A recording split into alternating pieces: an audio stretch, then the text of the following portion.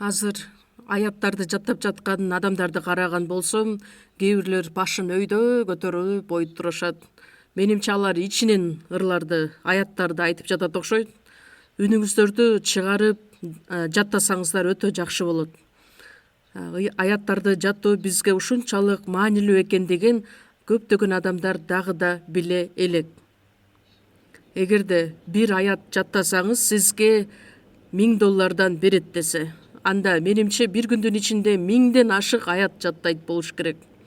Бирок ыйык жазуудагы аяттардын бардыгы биз үчүн руханий жашообузга өтө көптөгөн пайдаларын алып келет. Аны бир нерсеге акча менен дагы салыштырууга мүмкүн эмес. Ошондуктан сиздерге суранып кетерим, бир жолу, 2 жолу, 3 жолу кайталасаңыздар дароо жаттаганга оңоюраак болот. Атактуулардын аттарын жаттабай деле койсоңуздар болот.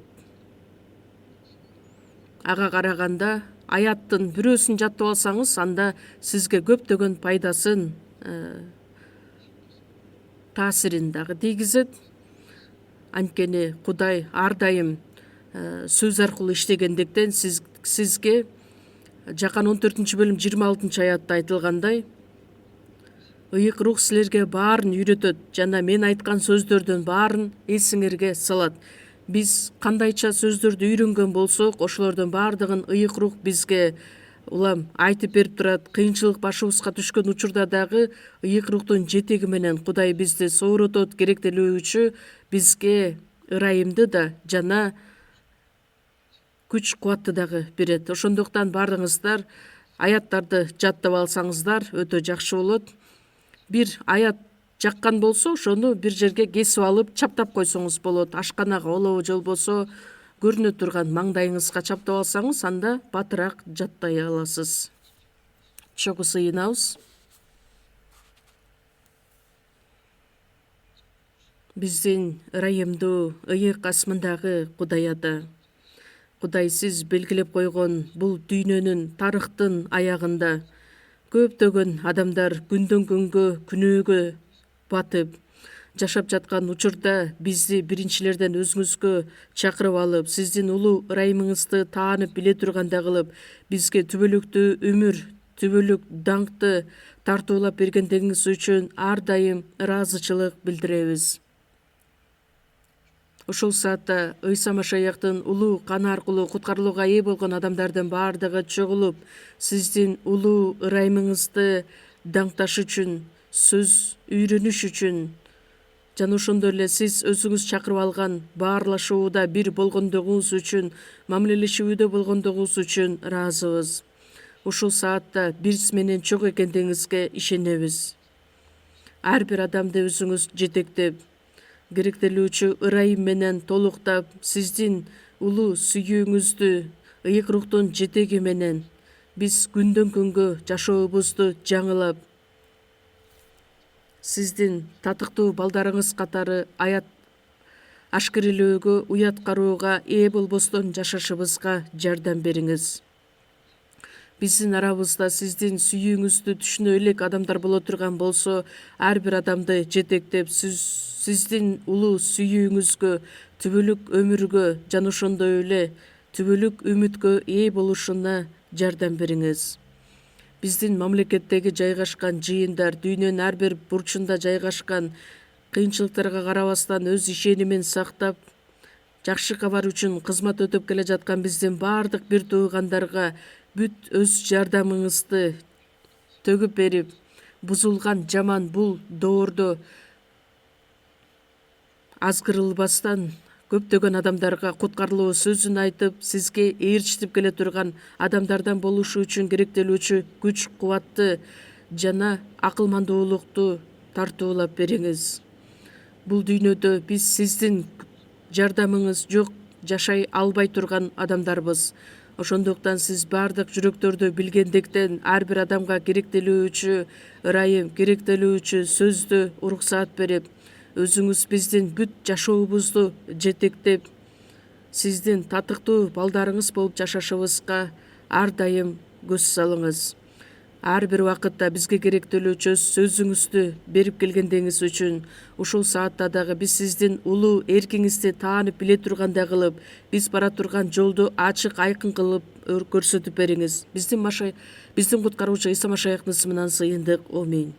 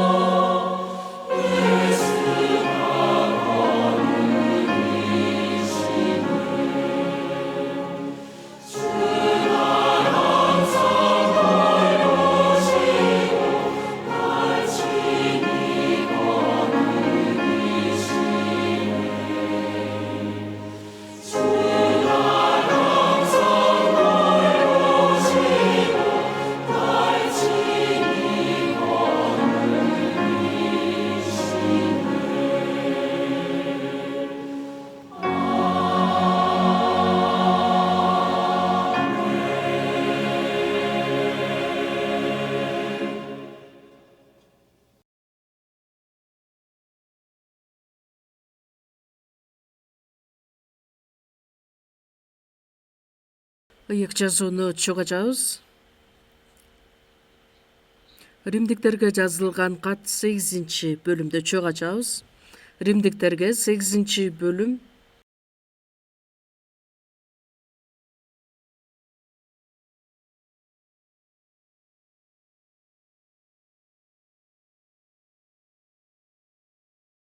Римдиктерге жазылган кат 8 бөлүм 16 аяттан баштап, Римдиктерге 8 бөлүм 16 аяттан баштап 18 аятка чейин окуйбуз.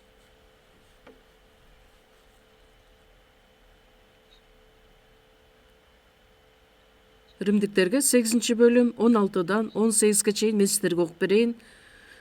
Ошол рухтун өзү биздин рухубузга Кудайдын балдары экенибизди күбөлөндүрүп жатат. Эгерде балдары болсок, анда мурасчылары да болобуз. Машаях менен бирге даңталыш үчүн аны менен бирге азап тартып жатсак, анда Кудайдын мурасчыларыбыз. Машаях менен мурасташпыз.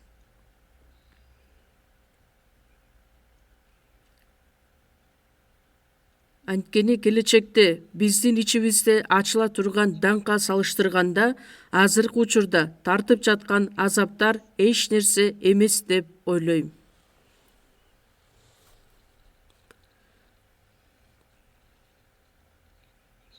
Азыркы эле окуп кеткен ушул сөздөргө токтолуп, бүгүнкү биздин темабыз Машаякчынын азаптары жана күтүп турган даңкы деген темада сөз болмокчу.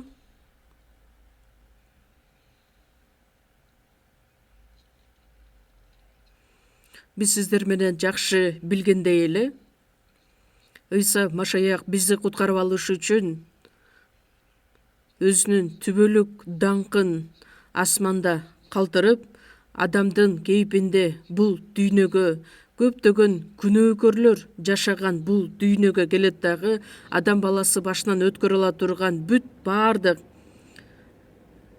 азаптарды, кайгыны, күнөөнү бүт өзүнүн мойнуна алат дагы, эң аянычтуу күнөөкөр катары өлүм жазасына тартылып, аркаш жыгачта кадалып, өзүнүн бүт канын төгүп, бизди куткаруу ишин аткарып берди. Ыйса өлгөндөн кийин тирилип, 40 күн бою көптөгөн адамдардын алдына көрүнүп, андан кийин көптөгөн шакирттери адамдардын астында асманга көтөрүлдү.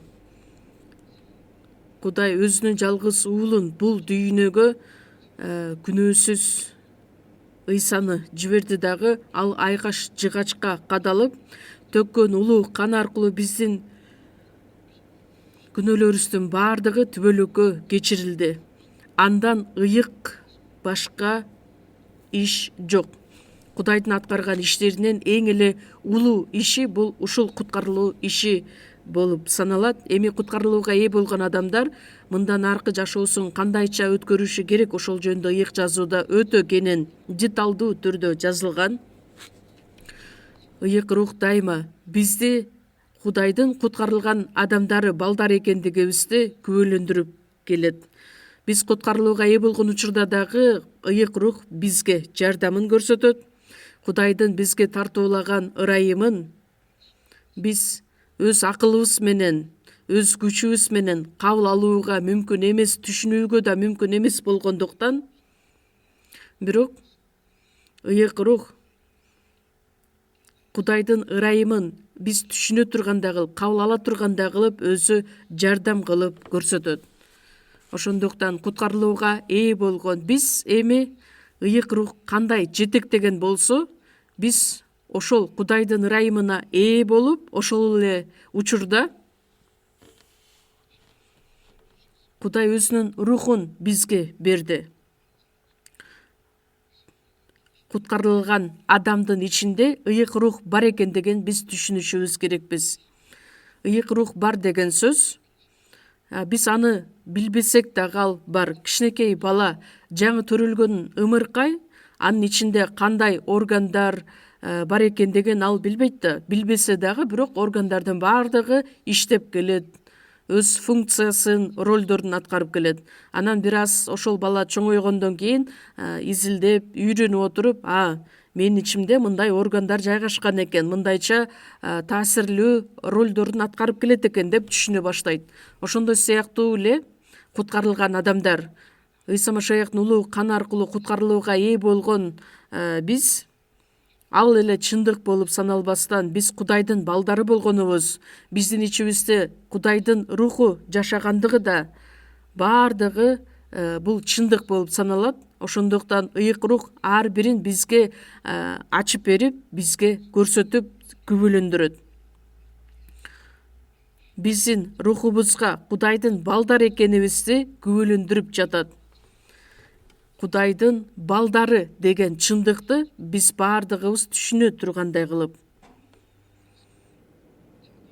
Эгерде балдары болсок, Кудайдын балдары болгон болсок, анда мурасчылары да болобуз. Мурасчы деген ким? Ал мураска ээ боло турган адам. Кудай бизди куткарып алганынын себеби бул дүйнөдө гана убактылуу тынчтык жашоодо, жыргал жашоодо жашагыла деп куткарып алган жок. Түбөлүк асман падышачылыкта Кудай менен биргеликте түбөлүк даңкка ээ болуп, түбөлүк бакытка ээ болуп жашашыбыз үчүн куткарып алган. Ошондуктан куткарылган адамга Кудай өзүнүн падышачылыгын мурас катары берет. Ошондуктан биз анын мурасчылары болобуз.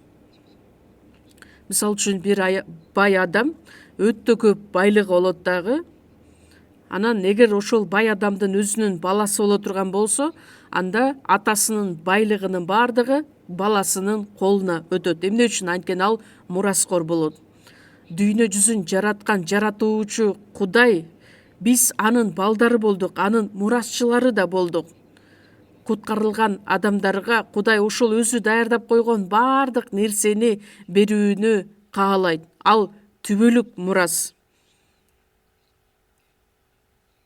Машаяк менен бирге даңкталыш үчүн аны менен бир мурасчылар да болдук. Машаяк менен биргеликте бүт бакытка да, бүт баардык даңкка да ээ боло алабыз. Машаяк менен мурасташпыз. Машаяк менен бирге даңкталыш үчүн аны менен бирге азап да тартабыз. Теңир менен биргеликте биз даңкка да ээ болобуз. Ыйса бизди куткарып алыш үчүн айкаш чыгачка кадалып, андан кийин көргө да коюлуп, 3 күндөн кийин тирилип, Кудайдын даңкына ээ болду. Ал эми куткарылган биз Машаяк менен бирге ошол даңкка ээ боло алабыз. Анткени Кудай бизди өзүнүн мурасчылары кылып чакырып алгандыктан Машаяк менен бирге мурасташ болуп калдык. Машаяк менен бирге даңкталышыбыз үчүн аны менен бирге азапта тартканга даяр болушубуз керекпиз. Кудайдын балдары болуп, Машаяк менен бир мурасташ да болуп, демек Машаяк менен бирге даңкка да ээ боло турган адамдар азапка дагы бирге барышыбыз керек.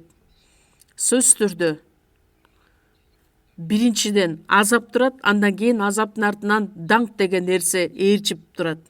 18-аятты чогуу окуйбуз. Анткени келечекте биздин ичибизде ачыла турган даңкка салыштырганда азыркы учурда тартып жаткан азаптар эч нерсе эмес деп ойлойм.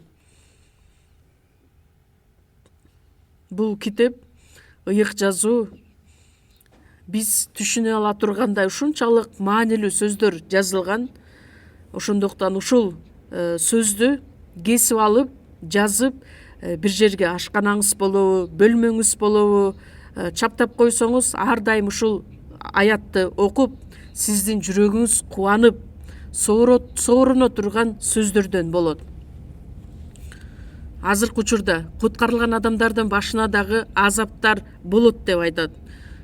Куткарылып калышыбыз үчүн дагы Машаяк биз үчүн азапты башынан өткөргөн. Азыркы учурдагы тартып жаткан азаптар түздөн түз Машаяк менен бирге ээ боло турган даңк менен байланышы бар.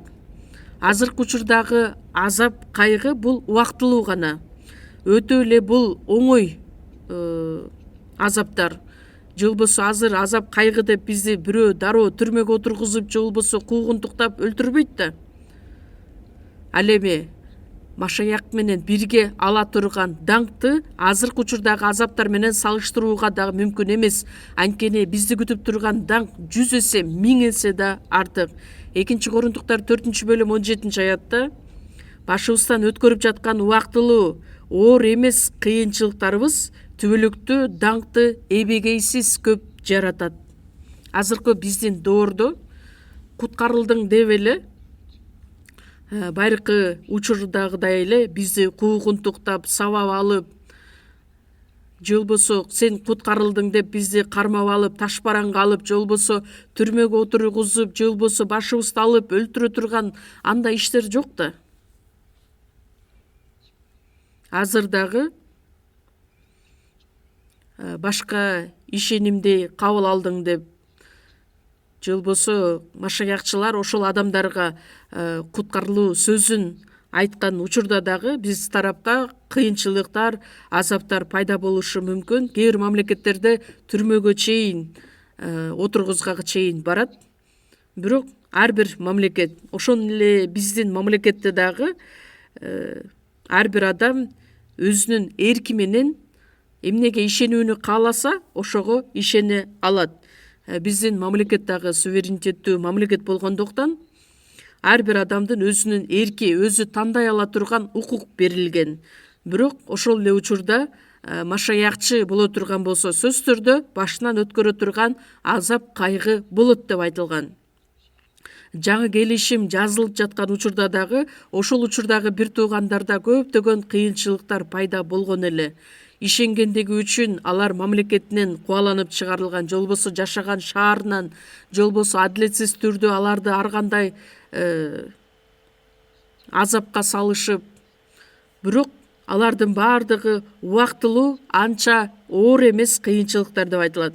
Ыйса Машаяк айтат: силер бул дүйнөдө азап тартасыңар, бирок кайраттуу болгула, анткени мен дүйнөнү жеңдим. Машаяк биз менен дайыма чогуу бирге болгондуктан башыбызга кандай мүшкүл түшпөсүн, кандай кыйынчылыктарды башыбыздан өткөрбөйлү. Машаяк биз менен чогуу болгондуктан биз баардыгын жеңе алабыз.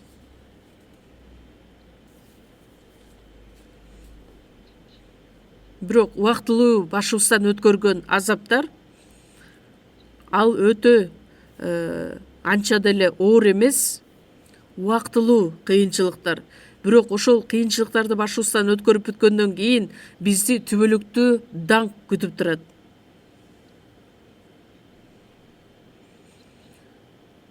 Түбөлүктүү даңкты эбегейсиз көп жаратат. Машаяктын алдына келип ала турган даңк ал ушунчалык улуу даңк. Ар бир эле машаякчынын башына түшкөн азап жана кайгы, ал руханий жашообуз менен байланышы болушу мүмкүн, же болбосо адамдар тарабынан жек көрүндү болушубуз мүмкүн, же болбосо шылдыңга калышыбыз мүмкүн. Кээ бир учурда адилетсиз эле биздин башыбызга кандайдыр бир иштер да түшүшү мүмкүн. Еврейлерге жазылган кат 11-бөлүмдө 24-аяттан баштап мындай эле сөз менен айта кетейин. Муса өзүнүн ишеними аркылуу фараондун кызынын баласы деп аталгандан баш тарткан. Муса ал Мисир жеринде падыша боло турган адам эле. Эгерде жакшы кызмат кыла турган болсо, анда падыша да боло ала турган өзгөчө орунга ээ болгон адам эле. Бирок Муса өзүнүн ишеними менен жада калса фараондун кызынын баласы деп аталгандан да баш тарткан.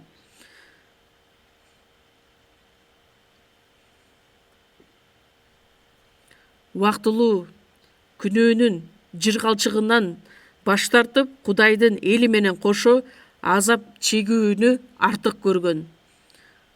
Анткени Израиль эли ошол учурда Мисир жеринде 400 жыл бою кулчулукта жашаган адам эле.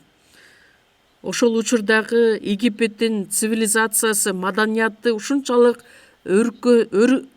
өнүккөн, өскөн эле. Бирок ошолордун баардыгынан баш тартып, өзүнүн мекендештери менен биргеликте азап чегүүнү артык көргөн элек. Өзү тандап алган. убактылуу жыргалчылыктан баш тарткан. Мисыр жергесинде өткөрү турган баардык жыргалчылык жашоодон күнөөнүн убактылуу жыргалчылыгы деп айтылат. Бул сөздүн мааниси хан сарайда жатып эле Муса күнөө кетирди деген мааниде эмес. Өзү жыргалчылыкта жашап жатса, бирок өзүнүн эле мекендештери бир эли Мисыр жергесинде кулчулукта жашап жаткандыгын көрүп, ал туура эмес деп өзү чыдабастан, мен азыркы жашап жаткан жашоом бул күнөөнүн убактылуу жыргалчылыгы деп билген. Ошондуктан Кудайдын эли менен кошо азап чегүүнү туура деп эсептеген. Мисирдин байлыгынан да артык деп ал азап чегүүнү туура деп эсептеген. Себеби келечектеги сыйлыкты караган. Муса Кудайга ишенип, өзүнүн эли болсо дагы, бирок алар канчалык азапты башынан өткөрүп жаткандыгын туура түшүнүп, эли менен биргеликте Кудай менен чогуу болгон учурда Кудай бере турган келечектеги сыйлыкты караган элек. Келечекте күтүп турган сыйлыкты карап билгендиктен Мисир жергесинде бүт бийлик, байлык баардыгынан баш тарткан элек. Ошол сөздөгү маанидеги сөздөр. Бул сөздөрдүн баардыгы бизге чоң сабак катары, үлгү катары көрсөтүлгөн. Биринчиден, Машаяк бизи куткарып алыш үчүн бул дүйнөгө келип, Кудайдын жалгыз уулу катары башынан өткөрө ала турган бүт азап кайгыны өткөргөн. Машаяктын башынан өткөргөн азабы кандай экендигин биз дайыма эске тутуп жүрүшүбүз керекпиз. 1 Петр 1 бөлүмдө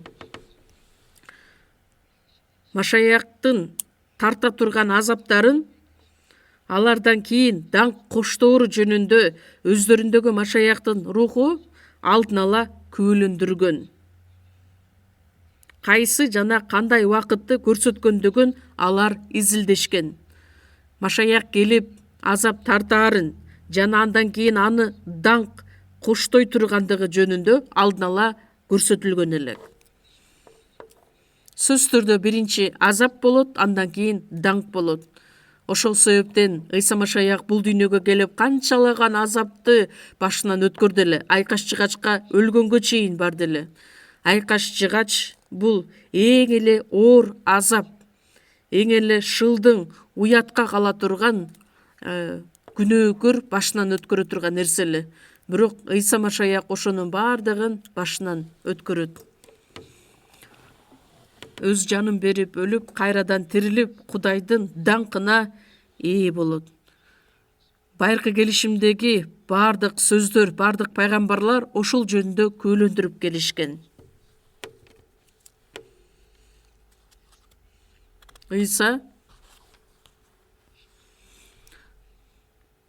айкаш жыгачка кадалганга чейин ошол түнү Гетсемания багында сыйынат дагы, анын сыйынган мазмунун көргөнсүздөр, билесиздер. Ыйса эң акырында эртең убакыт болгон учурда мени кармап кетишет. Мени соттойт дагы, өлүм жазасына тартышат. Римдер өздөрү белгилеп койгон мыйзамдын негизинде баардык азапты кайгыдан башыман өткөрүшүм керек деп ошол үчүн сыйынып жаткан эле. Ата, мүмкүн болсо ушул чөйчөктү менден кыя өткөрүп жибер. Ыйсанын денеси бизге окшогон эле денеде эле. Кээ бир адамдар ойлошот, Ыйса Кудайдын уулу болгондуктан бир дагы ооруну сезген эмес деп. Жок, андай эмес. Бизге окшогон эле денеге ээ болгондуктан бүт ооруну дагы ошол бойдон сезген. Кээ бир учурда ачкада болгон, уктаган дагы. Кээ бир учурда суусаган дагы, көз жашын төккөн дагы. Биздин эле денеде эле денеге ээ болгон, алсыз денеде.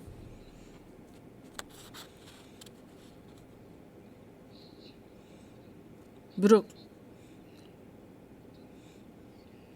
күтүлбөгөн жерден, ойлонбогон жерден азап башына түшө турган болсо, аябай эле кыйынчылык жаратат да. Бирок Ыйса, күнөөсүз Ыйса ошол азаптардын баардыгын башынан өткөрө тургандыгын билген эле, айкаш чыгачка чейин барып өлө тургандыгы жөнүндө. Бирок өзүнүн эрки менен, өзүнүн каалоосу менен. Бирөө менин өмүрүмдү тартып албастан, мен өзүмдүн жанымды, өмүрүмдү өз каалоом менен берип жатам. Ыйса бул дүйнөгө эмне үчүн келди эле? Өлүш үчүн келген. Күнөөкөр адамдардын баардыгы Ыйса аркылуу куткарылууга ээ болсун деп, өзүнүн денеси менен биздин күнөөлөрдүн баардыгын жүктөп алып, ошондуктан мен өз жанымды бериш үчүн келдим.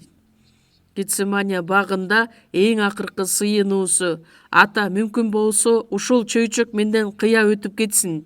Бизге окшогон эле денеге ээ болгондуктан, албетте анын денеси дагы ушул азап кайгыны башынан өткөрүүнү каалаган жок эле. Менден кыя өтүп кетсин.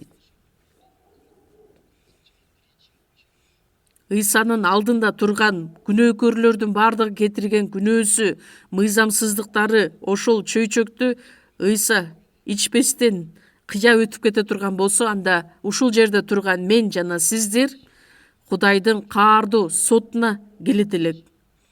Түздөн түз тозокко барган адамдардан болуп калмакпыз.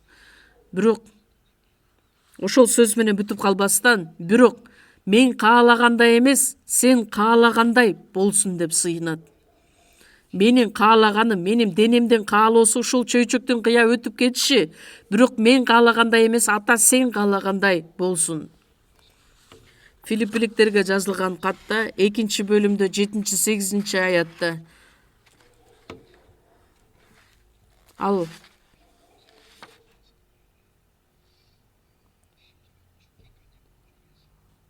айкаш чыгачка өлгөнгө чейин тил алчак болуп, күнөөсүз Ыйса биздин күнөөлөрүбүздүн баардыгын өз моюна алып, күнөөкөрлөрдү куткарып алыш үчүн андан башка жол жок болгондуктан ошол жол боюнча барган. Өлгөнгө чейин тил алчак болду. Ошондуктан ата, мен каалагандай эмес, сен каалагандай болсун. Анткени менин каалоом, менин денем ушунун баардыгы менден кыя өтүп кетүүсүн каалайт. Бирок Кудайдын эрки боюнча ал өлүшү керек эле. Жыйынтыгында ал бизди күнөөдөн куткарып алыш үчүн Пасах козусу катары Машаяк биз үчүн курмандыкка чалынган. Мисыр жергесинде Израиль элине Кудай өзүнүн буйругун берди эле. Кимде ким ошол кан менен эшигин жана кашегин сыйпап кое турган болсо, силер отурган үйлөр ошол кан силердин белгиңер болот. Канды көрүп силерден кыя өтүп кетем. 1-Корунтуктар 5-бөлүмдө 7-аятта Машаяк биз үчүн Пасах козусу катары курмандыкка чалынган. Демек, Кудай дагы биздин ичибиздеги Машаяктын төгүп берген канын көрөт. Биз канга ишенебизби же жокпу, ошону көрөт. Ошондуктан Кудай, ата сенин каалооңдой болсун. Ушунчалык бүт күч аракети менен сыйынгандыктан тери тамчысы кан тамчысындай болуп агып турган эле. Адам ушунчалык күч менен сыйына турган болсо, ошо тери кан тамчысындай болуп агат деп айтылат. Ушунчалык күч менен сыйынгандыгы, ал өзүнүн эркинен баш тартып, Кудайдын, атанын эркине баш тартып сыйынгандык. баш ийип сыйынгандыктан, ушунчалык кыйналгандыктан асмандан периштелер келип колдоп турушкан элек. Ыйса айкаш чыгашты көтөрүп ошол азап жолуна баргандыгы, Рим аскерлери Ыйсанын бетине чаап, бетине түкүрүшүп, шапалак менен сабап, анын башына тикенектен таажы кийгизишип шылдыңдап, сен жүйүттөрдүн падышасың, сенсиң деп шылдыңдашкан. Анан айкаш чыгашты көтөрүп барып улам кулап, кайрадан ордуна туруп, андан кийин айкаш чыгачка кадалган учурда 6 саат бою кадалып турган эле. Өзүнүн бүт канын төгүп, эң акыркы сөзү аткарылды деген сөз эле. Ошол аткарылды деп айткан сөзүнөн кийин асманда 3 саат бою караңгы каптап турган эле. Кудай дагы өзүнүн бетин алыс алды, караган жок. Ошонун жыйынтыгында биз куткарылууга ээ боло алдык. Ыйса Машаяктын айкаш чыгачка кадалган азабы аркылуу биз куткарылууга ээ боло алдык. Анын тирилүүсү менен биз дагы даңкка ээ боло тургандыгыбыз жөнүндө күбөлөндүргөн. Жакан 12 бөлүм 24 аятта Ыйса Машаякты кармаганга чейин элиндердин бир нече адамдары Ыйсага табыныш үчүн келет. Израилдыктар эмес, элиндер, бутпарастар. Мырза, биз Ыйсаны көрсөк дедик эле деп сурашат. Ыйса аларга барып жолукту деген сөз айтылган жок. Ошол учурда Ыйса аларга мындайча жооп берет. Силерге чындыкты айтып коеюн, эгерде буудайдын даны жерге түшкөндөн кийин өлбөсө, бирөө бойдон калат. Эгерде өлсө, көп түшүм берет. Демек, буудайдын бир даны катары Ыйса өлө турган болсо, анда көптөгөн адамдар куткарылууга ээ боло алышат. Ошол буудайдын бир даны катары Ыйса өлүшү керек эле. Асмандан жерге түшкөн ошол бир дан катары Ыйса өлбөй турган болсо, бир дагы адам куткарылууга ээ болбойт эле. Кудайдын жалгыз уулу өлгөндө гана көптөгөн Кудайдын балдары төрөлүп, Ыйса Машаяк өлгөнгө чейин ал Кудайдын жалгыз уулу эле. Ал эми өлүп кайрадан тирилгенден кийин жалгыз уул эмес, көптөгөн уулдардын ичинен улуусу болду. Көптөгөн бир туугандардын ичинен. Ыйса Машаяк көргө коюлгандан кийин көптөгөн аялдар келип караган учурда Ыйса аларга жолугуп, эми менин атам силердин атаңар, менин атам силердин атаңар болду. Эми Ыйса жалгыз уул эмес, көптөгөн бир туугандардын ичинен ал биринчиси болгондуктан, ал үчүн буудайдын даны катары ал өзүнүн жанын берип өлүшү керек эле. Кийинки аятты чогуу ачалы. Еврейлерге жазылган кат 12 бөлүм. Еврейлерге жазылган кат 12 бөлүм.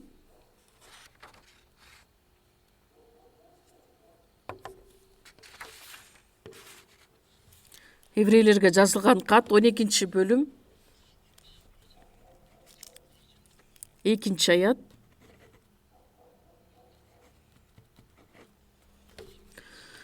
Чогуу койбуз. Ишенимибиздин баштоочусу жана бүтүрүүчүсү болгон Ыйсаны карайлы. Ал алдыда күтүп турган кубанычтын ордуна, шылдың болгонуна карабай, айкаш чыгачка керилип, азапка чыдады. Андан кийин Кудайдын тактысынын оң жагына отурду. Ишенимибиздин баштоочусу жана бүтүрүүчүсү болгон Ыйсаны карайлы. Биз ишенген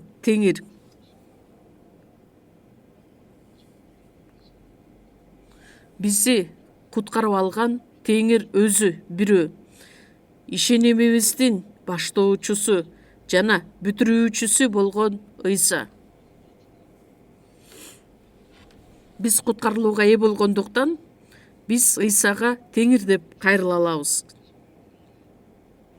Бизди куткарылуу эле тим болбостон ар бир адамды жеткилең да кыла алат. Куткарылды, бирок куткарылган адам болсо дагы кичинекей балага окшоп алсыз болгондуктан Матай 5-бөлүм 48-аятта асмандагы атаңар кандай жеткилең болсо, силер да ошондой жеткилең болгула. Кудай ал жеткилең, ыйык. Бирок Кудайдын балдары болгон биз дагы Кудайга окшош болуп, атабызга окшош болуп, жеткилең болуубузду каалайт. Анан кантип адам баласы Кудайга окшоп жеткилең боло алмак эле? Ыйса: асмандагы атаңар кандай жеткилең болсо, силер да ошондой жеткилең болгула. Мисалы үчүн атасы ушунчалык даанышман, атагы чыккан адам боло турган болсо, өзүнүн баласына жок дегенде менин жарымыма эле окшош деп айтабы? Жок. Менден ашып ташыбасаң дагы жок дегенде мага окшош бол деп айтат. Кудай дагы биз анын балдары жеткилең болуубузду каалайт. Анткени биздин ишенимибиздин баштоочусу жана бизди жеткилең кыла ала турган Ыйса акырындык менен жеткилеңдикке жетилип келүүчү бул Ыйса. Анткени биз бардыгыбыз Машаякка окшош боло турушубуз үчүн.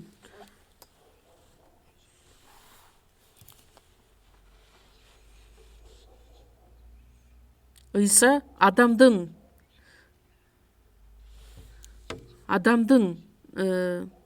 денесин өзүнө кийип бул дүйнөгө келген. Ошондуктан биз андан түздөн түз үлгү алып жашай алабыз. Ишенимибиздин баштоочусу жана бүтүрүүчүсү болгон Ыйсаны карайлы. Ыйсаны карайлы деген сөз мисалы үчүн мындай мааниге ээ да, художник болот, сүрөт тарта турган, маңдайына бир нерсени же болбосо адамды отургузуп алып ошол бойдон кагазга түшүрөт. Адамды тартып жаткан болсо, чачын, көзүн, кашын, бүт бардыгын ошол бойдон кагазга түшүрүп тартат. Ошондой сыяктуу эле бизди жеткилең кыла ала турган Ыйсаны карайлы. Биздин ишенимибиздин баштоочусу ал өзү жеткилең болгондуктан биздин жүрөгүбүздү дагы, биздин бүт жашообузду туура билгендиктен ар бир кылган иштерибизди, ойлогон ойлорубузду бардыгын Машаякка окшош болуп жашаганга аракет кылышыбыз керекпиз. 1-Корунтуктар 11-бөлүмдө элчи Павыл айтат: мен Машаяктан үлгү алгандай эле, силер да менден үлгү алгыла. Элчи Павыл куткарылгандан кийин Машаяктан үлгү алган адам болду. Куткарылганга чейин ал Ыйсаны куугунтукка алган, Ыйсага ишенген адамдарды куугунтукка алган жана Степан диаконду өлтүрөбүз деген учурда биринчи өзүнүн макулдугун берген адам эле. Анан Дамаск шаарына бара жаткан учурда Ыйса менен жолугат дагы. Ошол Шабул, Израилдин биринчи падышасы Шабулдун атынан өзүн Шабул деп койгон эле. Бирок ошол Ыйса менен жолуккан күндөн тарта эң акыркы күнү Римге барып баш алынып өлтүрүлгөнгө чейин элчи Павыл Машаякты өмүр бою күбөлөндүрүп келген адам катары жашаган. Ыйса өзүнүн шакирттерине айтат: мени көргөн адам атамды көргөн. Филиппке айтат: мени көргөн адам атамды көрөт. Анан кантип атамды көрсөт деп сурайсыңар. Ошондой сыяктуу эле элчи Павылдын жашоосу аркылуу Ыйсанын образын биз көрө алсак болот. Галатиялыктарга жазылган катта 6-бөлүмдө 17-аятта Теңир Ыйсанын жараатын өзүмдүн денемде алып жүрөм. Кыйынчылыктардын жараатын алып жүрөм. 6 саат бою айкаш-чыгашта кадалган, бирок элчи Павыл өмүрүнүн аягына чейин шунчалык көптөгөн азап кайгыны башынан өткөргөн. Листра шаарында жакшы кабарды көөлөндүрүп жаткан учурда адамдар аны ташбаранга алып сабап, анан шаардын четине өлдү деп таштап коюшат. Андан кийин Римге барып башы алынып өлтүрүлгөнгө чейин бүт өмүрүн Машаякка арнап, кайгынын баардык азаптарын түрүн башынан өткөрүп жашаган элек. Силер да менден үлгү алгыла, демек мага окшош болуп жашагыла. Биз Кудайдын балдары жана машаякчылар болдук. Машаякчы деген сөз, машаяк менин ичимде жашайт. Эми биз эмне кылышыбыз керекпиз? Ишенимибиздин баштоочусу жана бүтүрүүчүсү болгон Ыйсаны карайлы. Карайлы деген сөз жөн эле карап отура беребиз деген сөз эмес. Менин жашоомдо, оюмда, жүрөгүмдө дайыма машаякка окшош болуп жашоо. Художник өзүнүн маңдайына адамды отургузуп, ошол бойдон кагазга түшүргөн сыяктуудай эле. Менин кабинетимде Москвадан атайын бир көчөдөн өтүп баратсак, атайын художниктер өтүрүп, сенин портретиңди тартып берет экен да. Анан биздин бир туугандар: пастор, сиз дагы отурсаңыз, сизди тартып берет деп, анан отурсам, бат эле менин портретимди тартып беришти. Карасаң, мага аябай окшош. Шунчалык жакшы тартышкан. Анан ыргытканга жалка болуп, анын деген мен атайын өзүм ала келип, азыркы учурда өзүмдүн кабинетимде да турат. Ошондой сыяктуу эле менин жүрөгүмдө, жашоомдо машаяк ар дайым анын образы чагылдырылышы керек. Ошондуктан Ыйсаны карайлы деген сөз, демек ага окшош болуп жашайлы деген сөзгө ээ.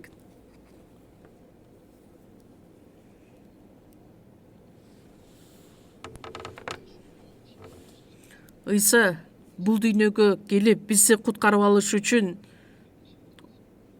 ошол ишти аткарыш үчүн көптөгөн азап кайгыны башынан өткөргөн. Эми машаякчылардын баардыгы анын артынан ээрчип, жакшы кабарды таркатышыбыз үчүн бизди дагы көптөгөн азаптар күтүп турат деген нерсени түшүнүшүбүз керекпиз, билишибиз керекпиз. Анткени куткарылууга ээ болуу, түбөлүк өмүргө ээ болуу дагы бул өтө таң калыштуу. Андан сырткары машаякчы катары сөзсүз түрдө бул дүйнөдөн өткөрө турган азаптарыбыз да болот. Матай 16 бөлүмдү чогуу ачабыз. Матай жазган жакшы кабар 16 бөлүм 24 аят.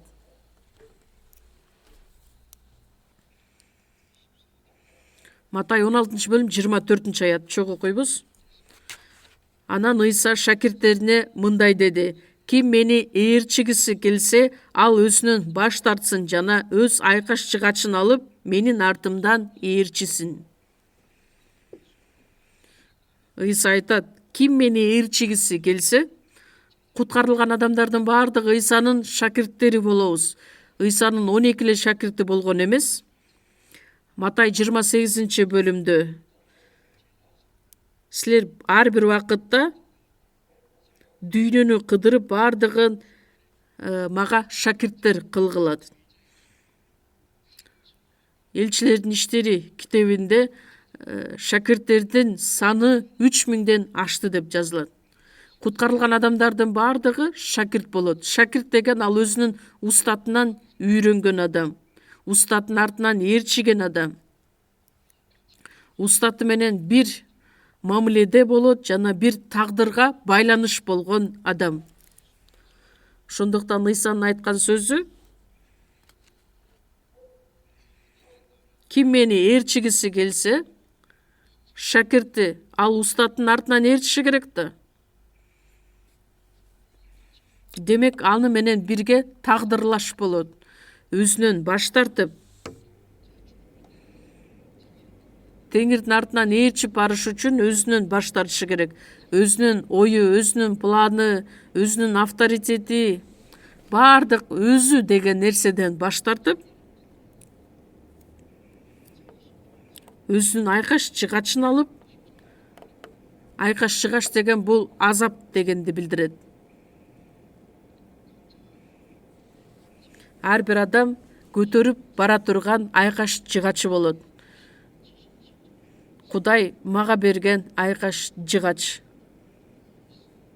Ар бир адамдын көтөрө турган айкаш жыгачы бар. Айкаш жыгач деген бул азапты билдирет.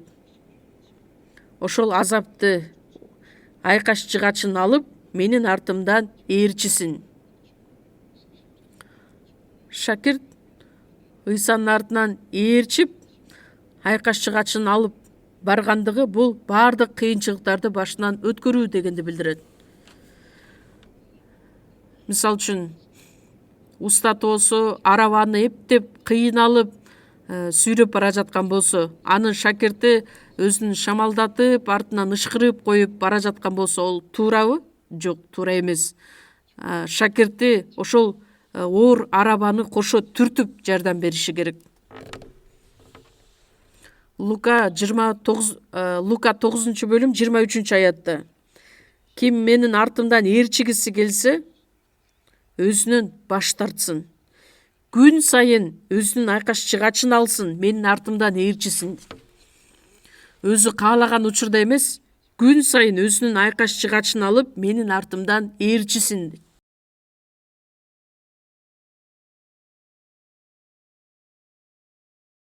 Бир жума бою өзү каалагандай жашап, анан жекшембе күнү келип, сыйынып, даңктап, кызмат кылып жашап койсо, мындай күндөрү эмне менен алек болгон болот? Биздин үй бүлөдө болобу, жумуш орунда болобу, жамаатта болобу, коомдо болбойлу, ар бир убакытта ар бирибиз өзүбүздүн айкаш жыгачыбызды көтөрүп, Машаяктын артынан ээрчиген шакирттерден болушубуз керекпиз. Лука 14-бөлүм 27-аятта. Ким менин артымдан өз айкаш жыгачын көтөрбөй ээрчисе, ал менин шакиртим боло албайт. Өзүнүн айкаш жыгачын көтөрбөй ээрчисе, анда ал шакирт боло албайт. Кандайча ойлойсуздар бул жөнүндө? Биз чындыгында Машаяктын шакирттери катары бардык нерседен баш тартып, күн сайын айкаш жыгачты көтөрүп, Машаяктын артынан ээрчиген адамдарданбызбы? Биз татыктуу түрдө Ыйсанын шакирттери болгон адамдарбызбы? Күн сайын өзүнүн айкаш жыгачын алып ээрчибесе, ал менин шакиртим боло албайт. Филиппиликтерге жазылган кат 1-бөлүмдө дагы чогуу ачабыз. Филиппиликтерге жазылган кат 1-бөлүм 29-аят. Филиппиликтерге 1-бөлүм 29-аят.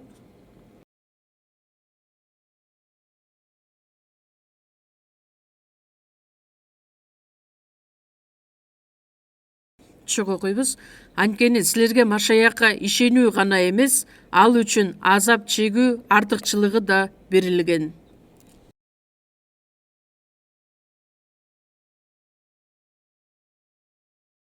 Машаякка ишенүү гана эмес, бизди куткарып алгандыгы да, Кудай өзү үчүн бизди куткарып алды. Күнөөлөрүбүздү кечирилди. Мен үчүн сенин күнөөлөрүңдү кечирем, аларды эстебейм. Биздин күнөөлөрүбүз кечирилгени да Кудай өзүнүн даңкы үчүн. Эмне үчүн? Анткени адамдардын баардыгы Кудайдын бейнеси боюнча жаратылган адамдар болгондуктан, ошол адамдардын баардыгы түздөн түз тозокко бара турган болсо, анда Кудайга жакпаган иш болот. Күнөөнү адам кетирди, бирок күнөө маселесин Кудай өзү чечип берди. Ошондуктан мен өзүм үчүн сенин күнөөлөрүңдү кечирем, күнөөлөрүңдү эстебейм. куткарылгандан кийин бизди күн сайын өзүнүн чындык сөзү менен жетектегени да өзүнүн даңкы үчүн, өзүнүн ысымы үчүн адилеттикке бизди ээрчитип барат.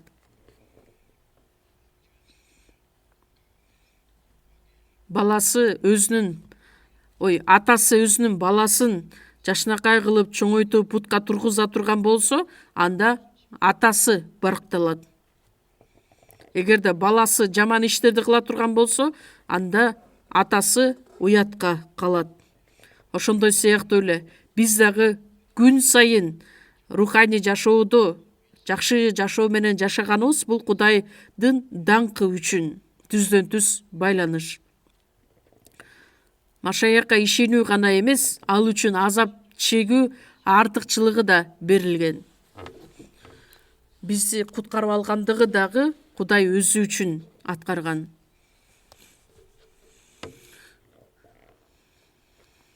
Ага ишенип куткарылып эле тим болбостон, ал үчүн азап чегүү артыкчылыгы да берилген. Биз Ыйсага ишенип куткарылып эле тим болбостон, Теңир үчүн азап чегүүгө да даяр болушубуз керекпиз. Эгерде элестетип көрө турган болсок, Ыйса биз үчүн канчалаган азапты башынан өткөрдү элек. Биздин руханий жашообуз Теңир үчүн азап чеге турган жашоо. Теңир бизди куткарып алыш үчүн башынан өткөргөн бардык азап кайгысы, анан биздин азаптарыбыз салыштырууга мүмкүн эмес, мүмкүнбү? Ал үчүн азап чегүү артыкчылыгы да берилген. Бизди куткарып алганынын себеби Теңир үчүн азап чеге тургандай кылып, артыкчылыкты да берип койгон. Ушул сөз жөнүндө дагы биз терең ой жүгүртүп көрүшүбүз керекпиз. Андан сырткары Машаякчы жакшы кабарды таркатыш үчүн азап чеккенге да даяр болушу керек. Элчилердин иштери 7-бөлүм 55-аятта Степан диакон жөнүндө айтылат. 7 диакондун ичинен Степан диакон жөнүндө айтылат. Диакон болсо дагы Кудайдын сөзүн кайраттуулук менен көптөгөн адамдарга таркатып келген. Бирок жүйүттөр кулактарын жаап, аны өлтүрүшөт, ташбаранга алышат.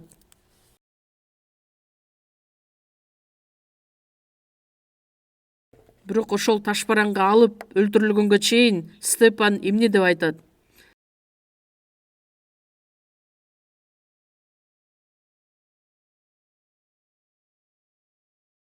Кудайдын даңкын, Кудайдын оң жагында турган Ыйсаны көрөт. Ачылган асманды жана Кудайдын оң жагында турган адам уулун көрүп жатам дейт.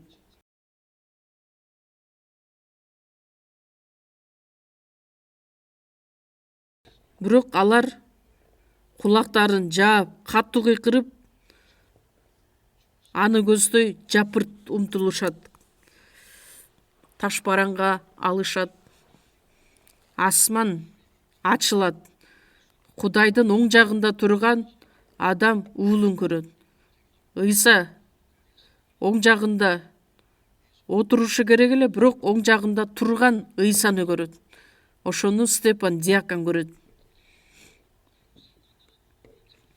Андан сырткары элчилер жакшы кабарды таркаткан учурда канчалаган азаптарды башынан өткөрүштү эле. Элчилердин иштери 20-бөлүм 24-аятта элчи Павыл айтат. Ыйса Теңир тапшырган кызматты мен эч нерсеге карабайм жана өзүмдүн өмүрүмдү да аябайм. Кудай мага тапшырып берген ошол кызматты эле аягына чыгарсам болду. Ыйса биз үчүн аткарган ишти, ырайым, сөзүн башка адамдарга жеткирүү кызматына ээ болгонмун. Ошол кызматты аягына чейин чыгарыш үчүн өзүмдүн өмүрүмдү да аябаймын. Мейли менде 100 өмүр болсун, 100 өмүрүмдү да Ыйсага арнаганга даярмын. Элчи Павыл оозу менен эле ошентип сүйлөп койбостон канчалаган азапты башынан өткөрдү эле. 2 Корунтуктар 11 бөлүмдү ачып көрбөйлүбү? Корунтуктарга жазылган 2 кат 11 бөлүм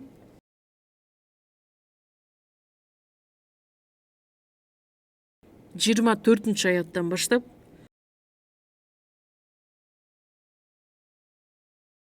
2 Корунтуктар 11 бөлүм 24 аяттан баштап 23-тен баштап окуйлу. Алар Машаяктын кызматчыларыбы? Акылсыз адамдай айтайын, мен кызматчыдан да жогорумун. Мен аларга караганда көп эмгектендим, көп жолу жарадар болдум, түрмөгө көп түштүм, көп жолу өлүмдөн калдым. Жүйүттөрдөн 5 жолу 39тан камчы жедим, 3 жолу таяк менен сабашты, 1 жолу таш бараңга алышты, 3 жолу кеме кырсыгына учурадым, 1 күн 1 түн деңизде калдым. Көп жолу сапарга чыгып, дарыялардын үстүндө, шаарда, чөлдө, деңиз үстүндө коркунучка дуушар болдум. Каракчылар, уруулаштарым, бутпарастар, жалган бир туугандар коркунуч туудурушту. Эмгектендим, кыйналдым, көп жолу уйкудан калдым, ачка калдым, суусадым, көп жолу орозо кармадым, суукка калдым, кийимсиз калдым. Элчи Павыл жакшы кабарды таркаткан учурда шунчалык эмгекти башынан өткөрүп, бир нече жолу өлүп калайын деди. Таш бараңга алынды, сабалды.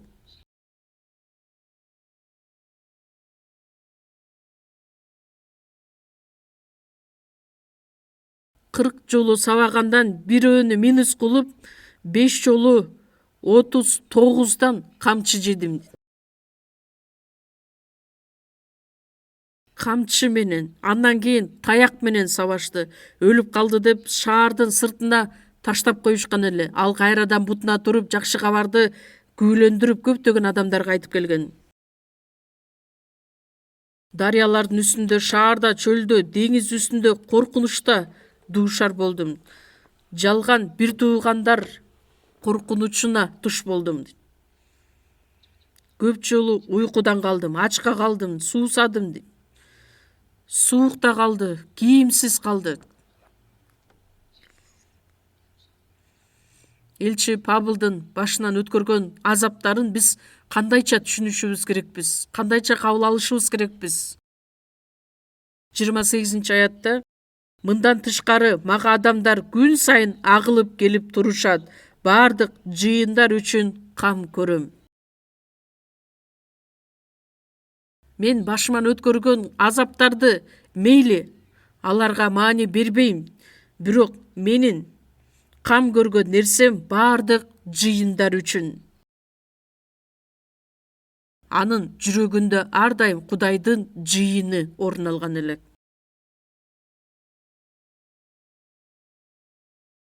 Элчи Павыл башынан өткөргөн азап, кайгы сөз менен да канып айтып бүтө албайсың.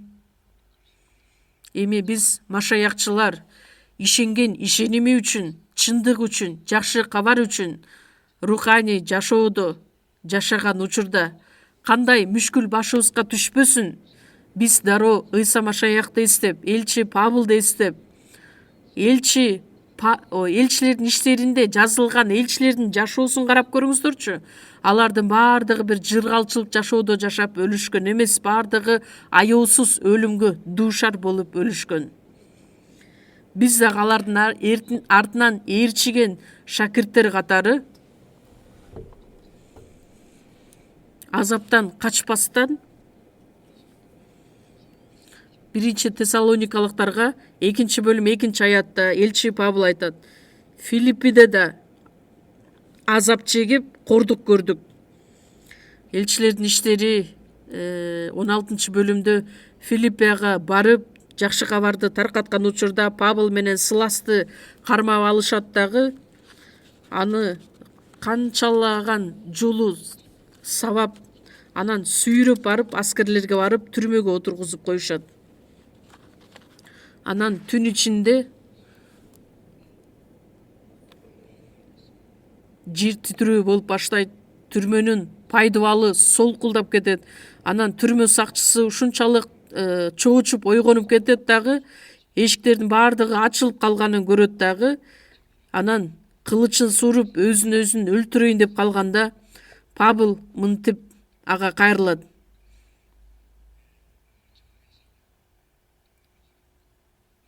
Карап көрө турган болсо, түрмөдө отурган адамдардын баардыгы качып кеткен жок.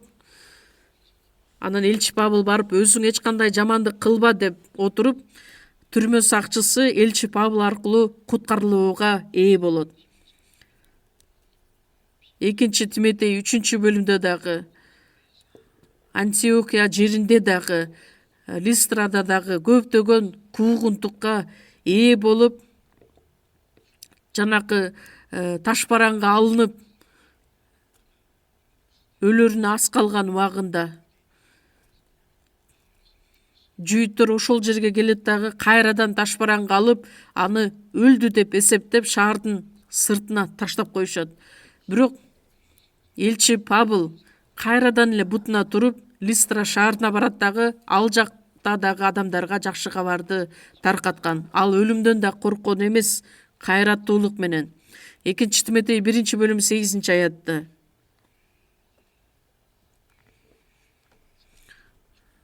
Элчи Павыл эми Римге барып өлөрүн билген Павыл өзү шунчалык жакшы көргөн, өзүнүн уулу катары эсептеген жаш Тимотейге кайрылып айтат. 2 Тимотей 1 бөлүм 8 аятта: жакшы кабар үчүн башыңа түшкөн кыйынчылыктарга чыда. Ыйса Машаякты күбөлөндүрүүдөн жана ал үчүн туткунга алынган менден уялба. Айкаш чыгачка кадалган Ыйса Машаякты күбөлөндүрүүдөн уялба. Бардык кыйынчылыктарга Кудайдын күчү менен чыда. Анткени көптөгөн адамдарга жакшы кабар таркатылып, жакшы кабар таркатылган учурда Кудайдын күчү иштейт. Ошондуктан Тимотейге айтат, жакшы кабар үчүн башыңа түшкөн кыйынчылыктарга Кудайдын күчү менен чыда. Жакшы кабар таркатылган жерде сөзсүз түрдө азап деген нерсе бар.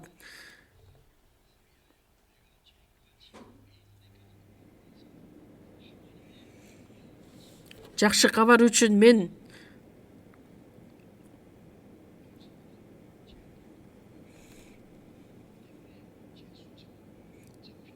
элчи Павыл дагы күнөөсү жок эле ага сабашып, андан кийин түрмөгө да отургузушуп, Римге чейин барган элек. Римге баргандыгы римдиктерге дагы ошол жакшы кабарды таркатсын деп. 2 Тимотейде 4 бөлүм 6 аятта: мен эми бул дүйнө менен коштошор убактым да келди. Курмандыкка чалына турган убактым келди. Анткени бүт дүйнө менен коштошор убактым келди. Бул дүйнөдөн кайтар убактым келди. Элчи Павылдын каалоосу асман падышачылыкка батыраак кетсем экен деп кыялданып келген эле. Анан өзү күткөн ошол күнү келди. Анан эң акыркы Тимотейге жазган сөзү 2 Тимотей 4 бөлүм 7-8 аятта: мен жакшы күрөштүм, жарыштын аягына чыктым, ишенимди сактадым. Эми мага адилеттиктин таажысы даярдалып жатат.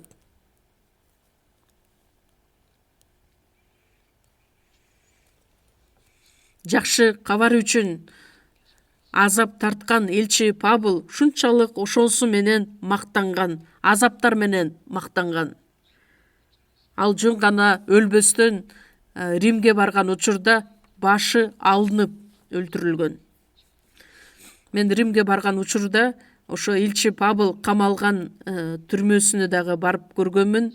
Ал жакта чычкандар дагы жүргөн, каптаган, анан көк басып кеткен, шунчалык жыттанган, ошол жерде башы алынып баш алынган учурда бир нече метрге мындай тегеренип айланып кеткен деп да айтышат.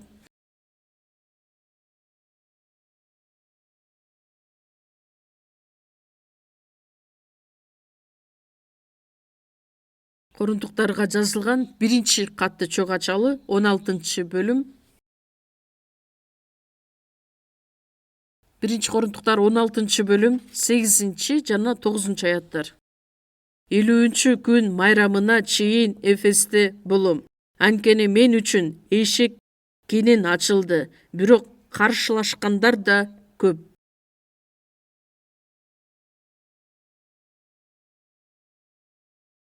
Элчи Павыл 50-күн майрамына чейин Эфесте болом.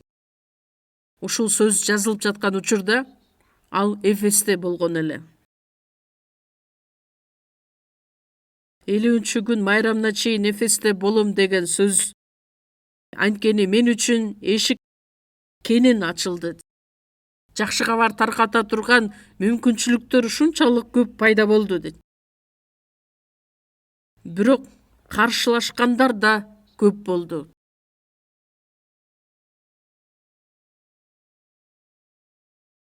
Куткарылуу иши канчалык көп болгон болсо, ошончо эле санда каршылашкандар да көбөйдү. Кудай иштеп жаткан учурда шайтан да ушунчалык үзгүлтүксүз иштейт. Мен өзүм жөнүндө жеке жашоом боюнча айта турган болсом,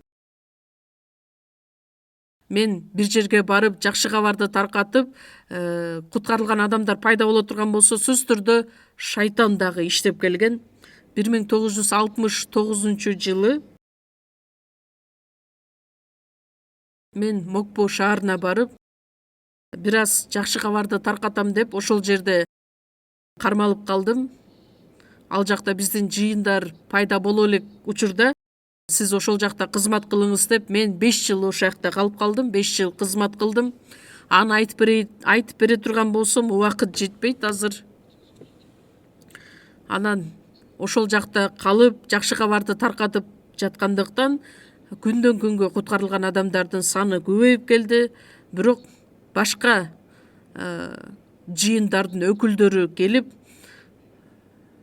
ошол пасторлордун чогулушу бар экен, алардын баардыгы чогулуп, өздөрүнчө мени ошол шаардан кубалап чыгарайын деп ар кандай аракеттерди жасашкан. Мен ал кезде жаш болчумун. 27-деги жаш бала элем.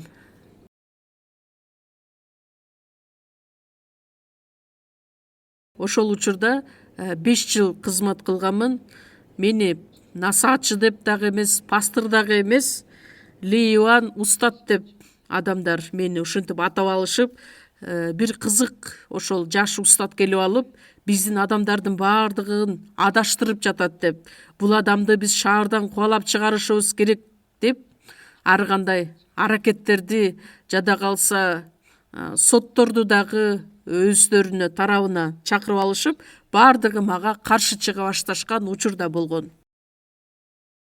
Мен айттым, мени чакыргыла, мен силерге баардыгын түшүндүрүп берем десем, жок, сен менен жолугушуунун да кереги жок, сени бул шаардан кубалап чыгарышыбыз керекпиз деп.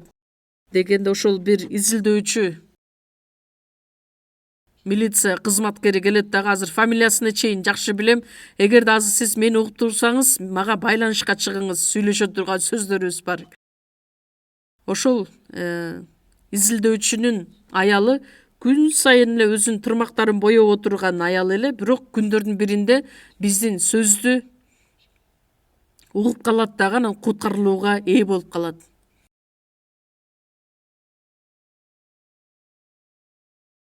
Анан ошол жанакы пасторлордун өкүлүнө барып кайрылат дагы, анан ошо изилдөөчү кызматкер айтат, мени кечирип коюңуздар, бирок мен силерди карасам, силер куткарылган эмес адамдар экениңер. Эмне үчүн мындай сөздөрдү сүйлөйсүңөр десе, мен аялымдан уктум баардыгын, аялым мага куткарылуу жөнүндө күбөлөндүрүп берди дейт. Ошондуктан анан чоң белек жиберип жиберишиптир, эч кимге айтпаңыз деп. Бирок ошол учурда да Кудай ушунчалык иштеп өзүнүн жардамын көрсөткөн, көптөгөн адамдар чогулуп мени өлтүрөбүз дегенге чейин дагы барышты эле. Ошол учурда Мартин Лютер жөнүндө бир аз ойлоп көрдүм, эсиме түшүрдүм. Мартин Лютер дагы жакшы кабарды католиктердин астында жакшы кабар айткан учурда аны өлтүрөбүз деп дагы көптөгөн адамдар чогулушкан. Бирок бул сөз менен айтаарым, жакшы кабар күбөлөндүрүлгөн жерде сөзсүз түрдө шайтандын иштери дагы болбой койбойт. Бирок Кудайдын иштерин эч бир башка адам токтото албайт. Еврейлерге жазылган кат 5-бөлүмдө чөп ачабыз. Еврейлерге жазылган кат 5-бөлүм 8-аят. Чөк окуйбуз. Ал Кудайдын уулу болгонуна карабастан азап чегүү аркылуу моюн сунууга үйрөндүк. Жеткилеңдикке жеткен ал өзүнө моюн сунган адамдардын баары үчүн түбөлүктүү куткарылуунун булагы болуп калды. Кудайдын уулу болгонуна карабастан азап чегүү аркылуу моюн сунду. Өзү башынан өткөргөн азап аркылуу Кудай атанын сөзүнө тил алчаак болуп моюн сунууга үйрөндүк. Жеткилеңдикке жетти. Ар бир адам анын мүнөзү, бардык сапаттары жакшы жакка өзгөрүлүп, даанышман болушу үчүн сөзсүз түрдө азап кайгыны башынан өткөрүшү керек. Кээ бир адамдар бар, кичинекей кезинен баштап эле ата энеси ушунчалык эрке кылып, жакшы жашоодо, жакшы үй бүлөдө чоңоет дагы, анан парникте өстүргөн өсүмдүк сыяктуу ушундай назик болгон адамдар.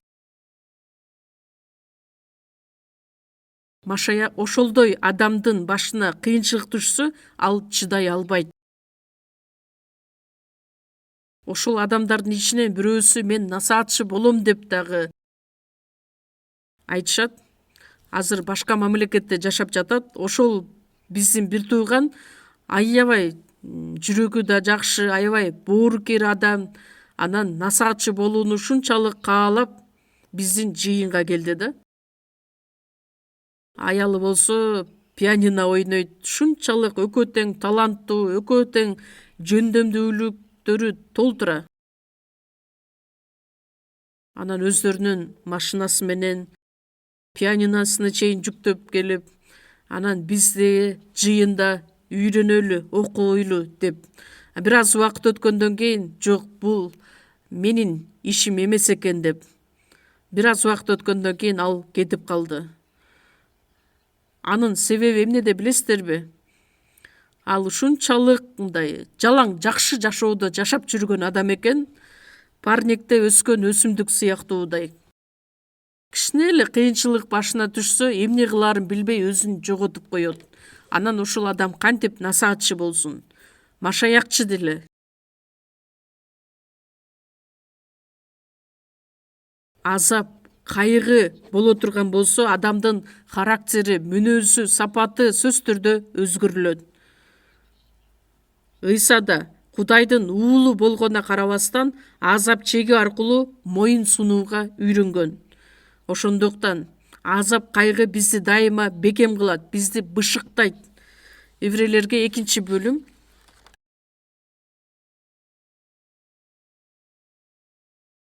Еврейлерге жазылган кат 2-бөлүм 10-аят. Баары ал үчүн жана ал аркылуу жаратылган. Көптөгөн балдарын даңкка жетелеген, ал алардын куткарылуусунун башчысын азап чегүүлөр аркылуу жеткилең кылышы керек эле. Көптөгөн балдарын даңкка жетелеген. Кудайдын даңкына ээ болушубуз үчүн азап чегүүлөр аркылуу жеткилең кылышы керек. Кудайдын даңкына, Кудайдын түбөлүк падышачылыгына барышыбыз үчүн куткарылуунун башчысын азап чегүүлөр аркылуу жеткилең кылышы керек эле.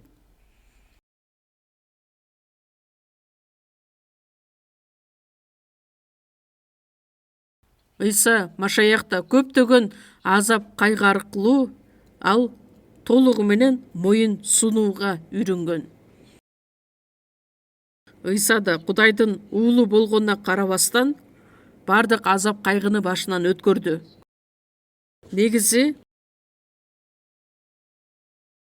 азаптар аркылуу Кудай бизи чыңалтат, же болбосо чыңдайт, бекемдейт. Эч бир азап кайгы жок болсо, анда адам чыдамсыз да болот. Мен андай адамдарды көп эле көргөм. Анткени так ошол азаптар менен, кыйынчылыктар менен Кудай бизди чыңдайт, бекемдейт. Кудайдын балдары катары биздин бардык сапаттарыбыз да, мүнөзүбүз да ошого жараша өзгөрөт.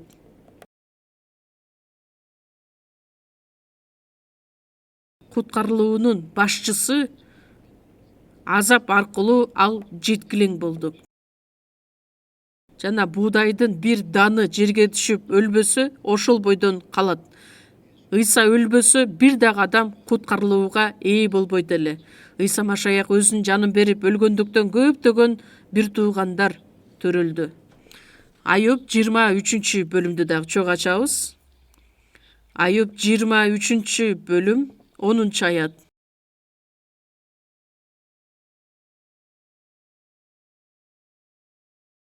Айып 23 бөлүм 10 аят.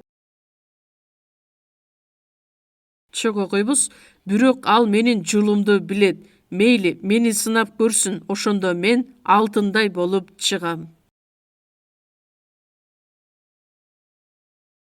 Айып бул жерде айтылгандай эле.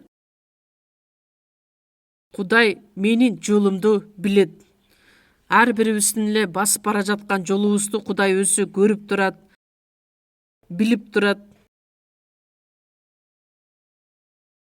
Мейли, мени сынап көрсүн, ошондо мен алтындай болуп чыгам. Кудай бизди чыңдайт деген сөздү билишибиз керекпиз. Мисалы үчүн, алтын деле эң башынан баштап эле таптаза алтын жок да. Алтынга ар кандай кошундулар кошулат. Анан кандайдыр бир химикаттарды кошот дагы, аны отко эритет. Андан кийин аны сууруп алат дагы. Башка жараксыз кошундулар дагы да боло турган болсо, мен өз көзүм менен көргөм. Анан балка менен бирден уруп, кайрадан ошол аппараттын ичине салып тазарта турган болсо, кошундулардын баардыгы алынат дагы таза алтын калат. Отко кирет, кайра чыгат, кирет, кайра чыгат. Анан эң акырында таза алтын алынат. Бизди дагы Кудай ар түрлүү азаптар менен бизди чыңдайт, бекемдейт. Мени сынап көрсүн, ошондо мен алтындай болуп чыгам. Сыноолор аркылуу да, же болбосо азап кайгылар аркылуу дагы Кудай бизди өзү бекемдейт, тарбиялайт.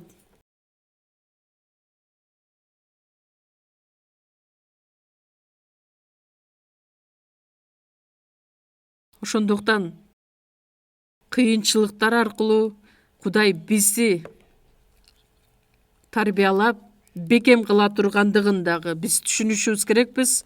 Анан кыйынчылык, сыноо башыбызга түшө турган болсо, дароо эле көңүлүбүздү чөктүрүп, эмне үчүн ушул азаптардын баардыгы менин башыма эле түшө берет деп биз Кудайга нааразы болбостон, туура кабыл алып, Кудай менен чогуу биргеликте жеңе турган болсок, анда биз дагы көптөгөн ийгиликтерге жете алабыз. 1 Петр 1 бөлүмдө айтат: силер ар кандай сыноолордон бир аз кыйналышыңар керек болсо да, үмүт менен кубангыла. Анткени сыналган ишенимиңер от менен тазаланса да, жок болуп кетчү алтындан да баалуу. Ыйса келгенде сыналган ошол ишенимиңер силерди урмат сыйга, атак даңкка ээ кылат. Анткени ошол сыноо аркылуу Кудай бизди өзү бекемдейт, чыңдайт. От менен тазаланган алтындан да бизди баалуу кылат. биздин ишенимибиз аркылуу бизди бекемдеп, Ыйса Машаяктын алдына келген күнү баардыгыбызды мактоого, урмат сыйга, атак даңкка ээ кылат. Ошондуктан азап биз үчүн өтө эле пайдалуу. Азапты башынан өткөрбөгөн адам эч бир нерсеге чыдамдуу да боло албайт. 1 Петр, дагы бир жерде чоң ача кетели. 1 Петр 4-бөлүм. 1 Петр 4-бөлүм. 1 Петр 4-бөлүм 1-2 аяттар чоң окуйбуз. Машаяк биз үчүн денеси менен азап тарткандыктан силер да ошол ой менен куралдангыла. Анткени денеси менен азап тарткан адам күнөө кылганын коет. Эми мындан аркы жашооңорду адамдык кумарлар менен эмес, Кудайдын эрки менен жашагыла. Машаяк биз үчүн денеси менен азап тарткан. Биз аны билебиз да жакшы. Силер да ошол ой менен куралдангыла. Куралдангыла деген сөз эмне? Эгерде согушка чыккан аскер өзүн коргоп ала турган атайын кийимди кийип алат, соот кылып. Биз дагы ошол кайгыны, сыноону башыбыздан өткөргөн учурда, мисалы үчүн күнөөнүн жебеси менин жакты көздөй келе жаткан учурда, ошол ой менен куралдангыла. Анткени денеси менен азап тарткан адам күнөө кылганын коет. Азапты башынан жакшы өткөргөн адам ал күнөө кетирбейт. Кичинекей балдарды карасаңыздар, кел чупа-чупс берем десең, чупа-чупстун артынан ээрчип кетишет, анан уурдап кетсе деле болот. Ал эми чоңураак балдарга берсең, чупа-чупс берем десең, бул байке башкача байке көрүнөт деп. Ошондой сыяктуу эле көптөгөн сыноо, көптөгөн азап башынан өткөргөн адам ал өзүн дайыма куралдап жүргөн адам менен барабар. Мындан аркы жашообузду адамдык кумарлар менен эмес, Кудайдын эрки менен жашаганга даяр болгон адам. Азапты жакшы башынан өткөргөн адам сөз түрдө ал мындан аркы жашоосун кандайча жашаш керек экендигин билген адам болот. 1 Петр 5-бөлүмдү дагы чоң ачабыз. 1 Петр 5-бөлүм 10 аят чоң окуйбуз.